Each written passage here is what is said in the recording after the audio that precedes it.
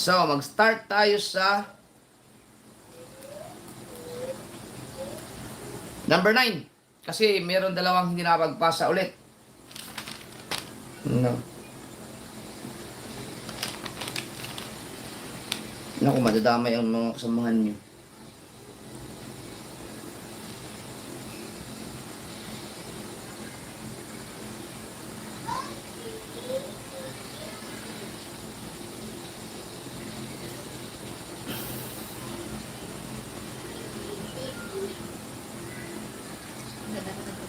Kita Tata Balcosta. Bago to ah. Ako din, bago dong. Jeff, pero matagal na kayong sinubaybayan mula pandemic watching from UAE. Tagapagadian ako. Kapit-bahay tayo. Ako eh. Dipolog.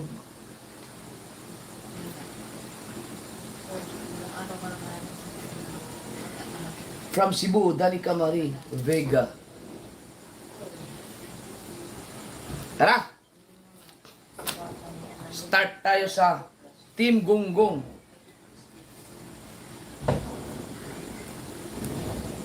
Team Gonggong.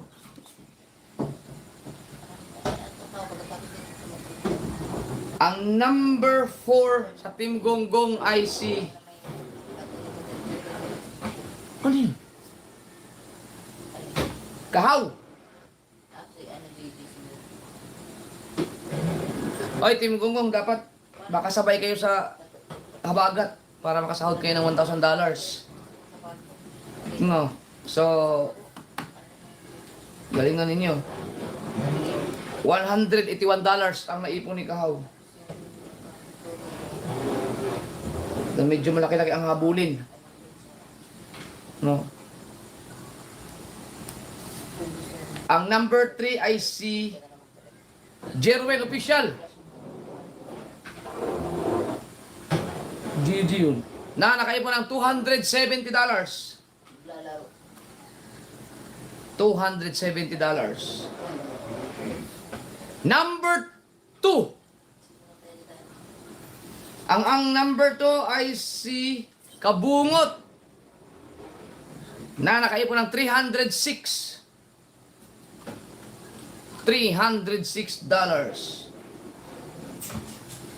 Number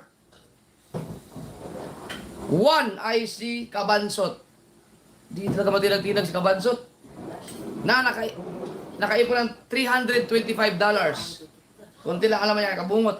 Nung nagpa-challenge ako noon, ano ba yung... Pero okay lang siguro kung ang gusto ko kasi makasahod sila ng tig $1,000 hanggat nandito sila sa akin, no? Buwan-buwan. So, kasi malaki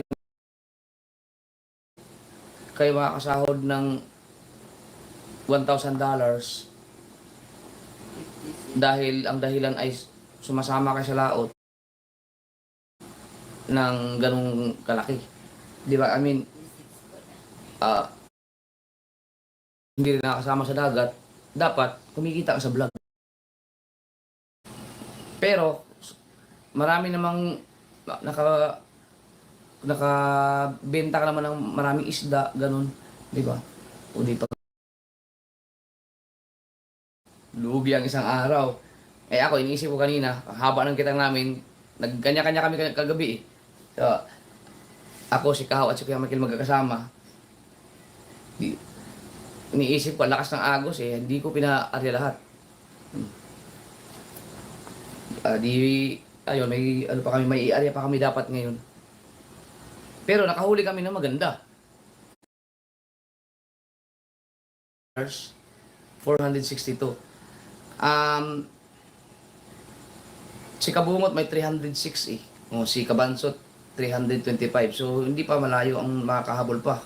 Si Dalubhasa 270. Si Kahaw ang medyo naiwan 181. No, nasa line of 1 ka pa, yung iba nasa 200 na 300. Yan, dito naman tayo sa ano? Sa habagat. Yan. Hoy, Glenn Tala, shout out.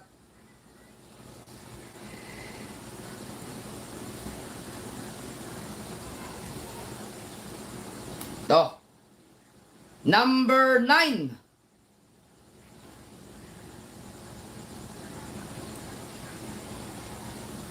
Teka, i-check ko muna.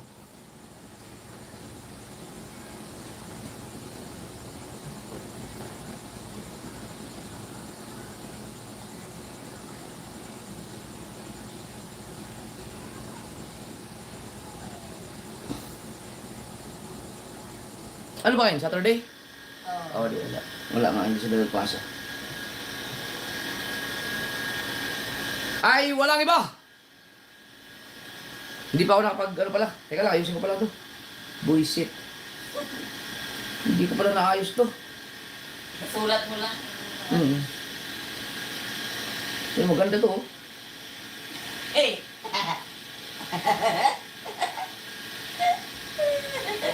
Ha?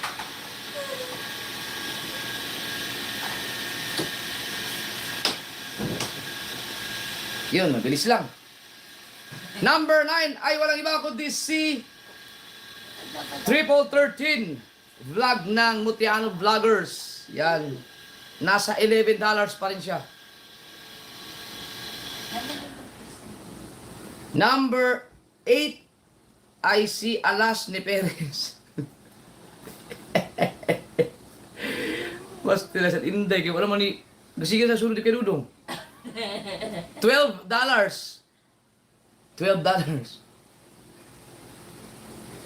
Number 7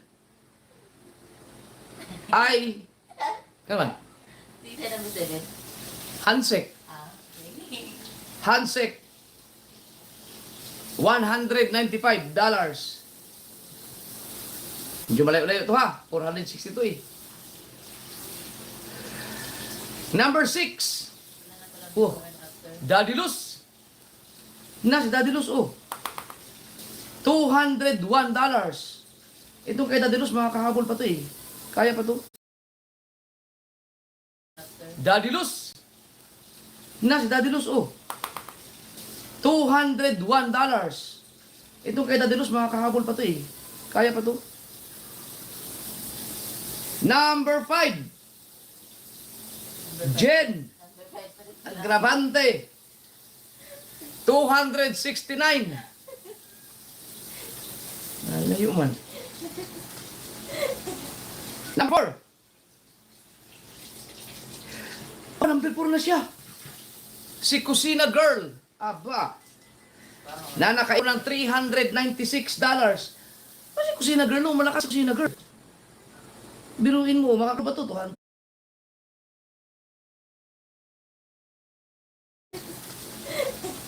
Number 4. Aba, number 4 na siya.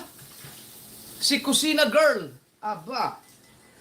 Na nakaipon ng $396. Kasi Kusina Girl, no? Malakas si Kusina Girl. Biruin mo, makakahabol ba ito? $396 eh. Yan, from Burias Island. Kasi Kusina Girl, no? Malakas si Kusina Girl. Biruin mo, makakahabol ba ito? $396 eh.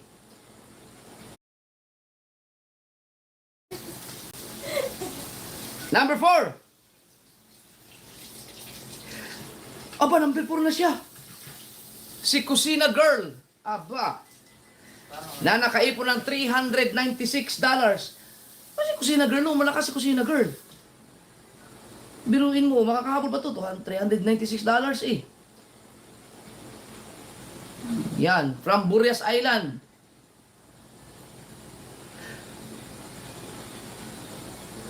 Number 3. Number 3, oh, si Thinking Body. 3. Number 2. Pasok to. Si JP Akupang. Yan. Si JP Akupang ay nakaipon ng 472. Pasok. Yan. At syempre, ang ating number 1 ay walang iba kundi si Gagamboy pa rin na nakaipon ng $1,041. Congrats. Graduate na si Gagamboy. Pero mga kasoward, graduate ka na sa aking target, no? Pero, meron pa tayong Kalahating ano pa. 16 days pa. Oo nga. 16 days pa, so grab the opportunity. Dahil pwede ka pang makaipon ng ganyang kalaki sa loob ng 16 days. Dahil nakaipon ka ng ganyang pera, ganyang revenue within 14 days lang. No, 14 days lang yan. So, meron ka pang 16 days. So, kung makaipon ka ng ganyan ulit, di mas makakasahod ka ng 6 digits. Hindi ko alam kung yan ba ang unang sahod ni Gagamboy or hindi. No? Pero alam una yung sali sa challenge. So, yung iba, kaya pa. Kaya pa naman. Isip kayo na isip ng ibang content. Subukan yung umalis sa genre ng ginagawa ng Soward, yung mga roblog. Baka meron kayong ibang maisip na pwedeng mag-viral. Yan. Okay. So yun lang, 9 lang tayo, may mga hindi nakapagpasa, no?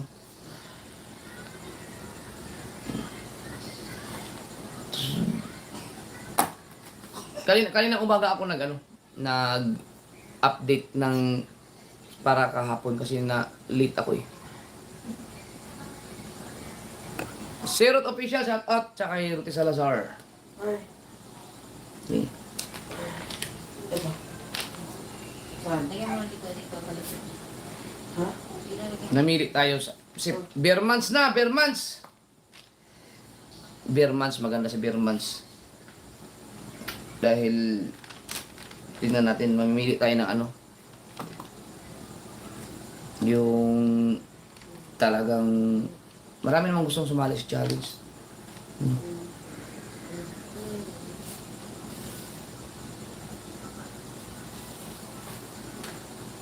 Wala. So yun lang po mga kasoward, subukan makahabol ng upload. Idol, shout out, binalikan ko mga upload mo, yung dating ni LJ sa Bukana at pag alis niya nakakamiss si LJ, sabi ni Jonas Ian Dato. Ay, pwede mapapanood nyo si LJ kung sakali gusto doon sa sa Pinyan, sa vlog ni Janres. Jan di pala nag-vlog gamit ang channel ni Tatsuki. Si Jan di pala gumagamit doon. Oo. Oh. Hindi ako nakapagpasa ng revenue ko, sayang. Sabi ni Kapakpak. Ay, mayaman na yan si Kapakpak. Hanap nga tayo ng sino pa kayang mga Bukana vloggers na nagbablog pa ngayon? Ay, pala? Condolence nga pala sa kay Kuya Hino. Sa pamilya ni Kuya Hino, galing ako doon kayo, sumilip lang ako.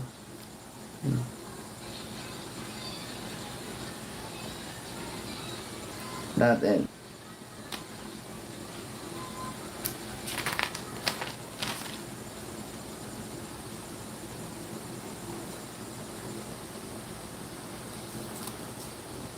Alas 11.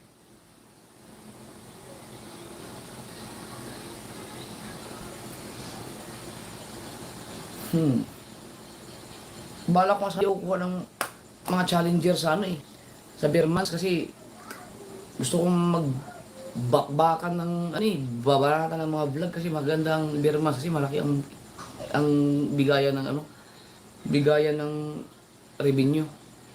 Diba? Pero siyempre gusto kong yung iba makakasahod din. Self-ayuda, shout out. Yan. Paalam mo na ako kasi baka may magla-live pa. Baka may nag-aantay lang na matapos akong mag-live. Bye-bye muna. Bye-bye guys. Salamat. Thank you. Bye.